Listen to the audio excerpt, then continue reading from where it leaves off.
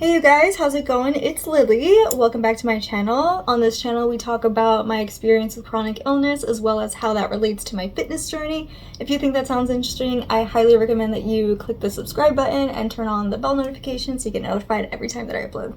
So in my last video, I mentioned that I wanted to talk about my Accutane story because I just recently got off of Accutane, and so that's what this video is going to be about. We will come back to the regularly scheduled chronic illness and fitness content that I intend, but for right now, I think I want to talk about Accutane because it did greatly, in my opinion, affect my fitness journey and my chronic illness journey, so I wanted to take a video and talk about that for a second. I was first prescribed Accutane last summer. I think it might have been either June or May or something like that.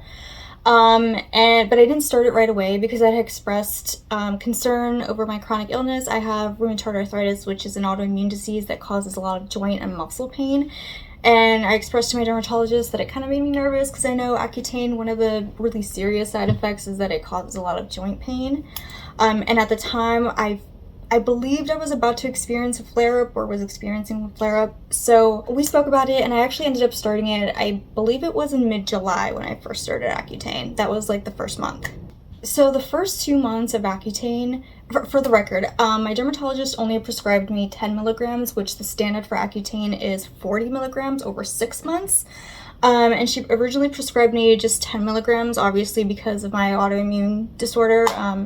So she prescribed me the lowest dose, and she didn't really give me a timeline initially about when we would stop the Accutane because generally, it's common that if you're on a lower dose of Accutane, you're supposed to be on it for longer than 6 months because I guess it needs time to build up in your system or something.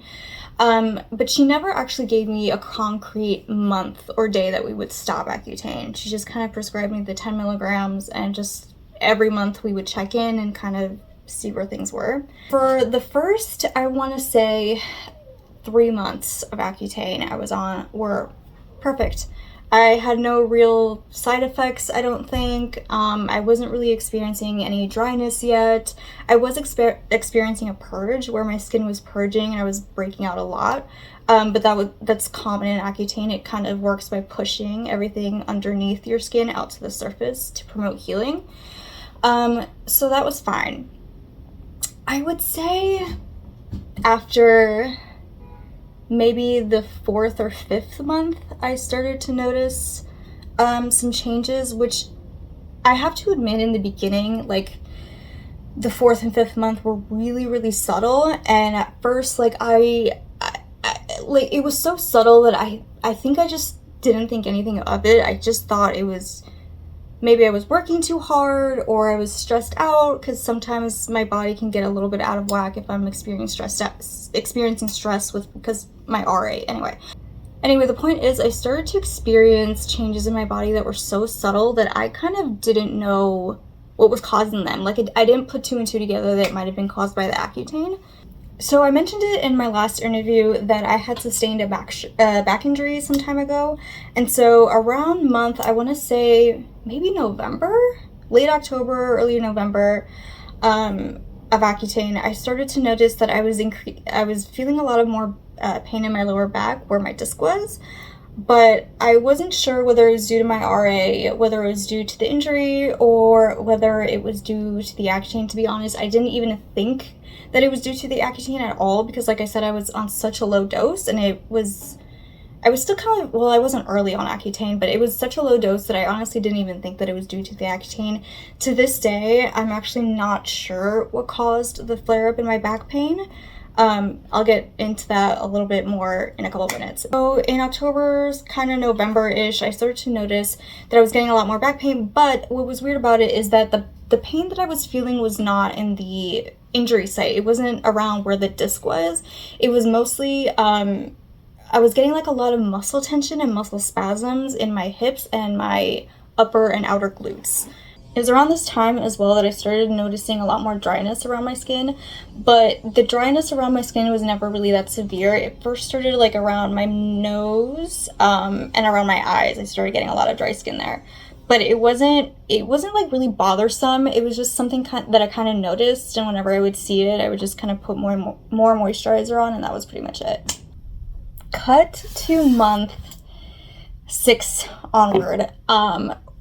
Month 6 is when it really started to get pretty bad for me while I was on Accutane. I started to notice a lot of dryness on my lip. In fact, I still have it. I'll show it to you. A lot of dryness and cracking around my lip, on my lips and around my lips. It's getting better a little bit. It's not fully healed, but it's getting better. But month 6 is when I first started to feel and notice the lip peeling, which at first wasn't really that bad. I was just putting on Aquaphor and it was kind of improved. It just kind of depended on the day. Some days my lips would be really dry and other days my lips wouldn't. But also around this time, I also started to notice a drastic drop in my mood. I normally deal with chronic depression or clinical depression. I think my exact diagnosis is major depressive disorder. And I've had it for, how old am I now? About 15 years, give or take. And I've always been on medication, on antidepressants for it. But for some reason, it just kind of felt like my antidepressants were like really not working at all. I had also lost my job in November and was transitioning from a regular 9-to-5 job to pursuing my fitness career as a personal trainer, which I will have a link in my bio and the description of this video if you guys are interested in being trained by me. So there was a lot of changes going on, so I guess either of those things could have contributed to my mood being down, but wow, was my depression really eating away at me at this time. The pain in my body was also getting exponentially worse, which was actually, I'm pretty sure, contributed to by a flare-up in my RA, my rheumatoid arthritis, because I've also, before I was on Accutane, my rheumatologist had switched my medications, and I still am getting an RA flare-up, but while I was on the Accutane, it certainly did not help because Accutane, of course, causes joint and muscle pain as part of the side effects. I was in so much pain. By the time I got to early February, I was completely at my wit's end. My depression was at its wit's end. The pain in my body was absolutely excruciating. I ended up realizing or finding out that I actually have another injury to my neck, which to this day I actually have no idea how I got, but we'll talk about that in a later future video.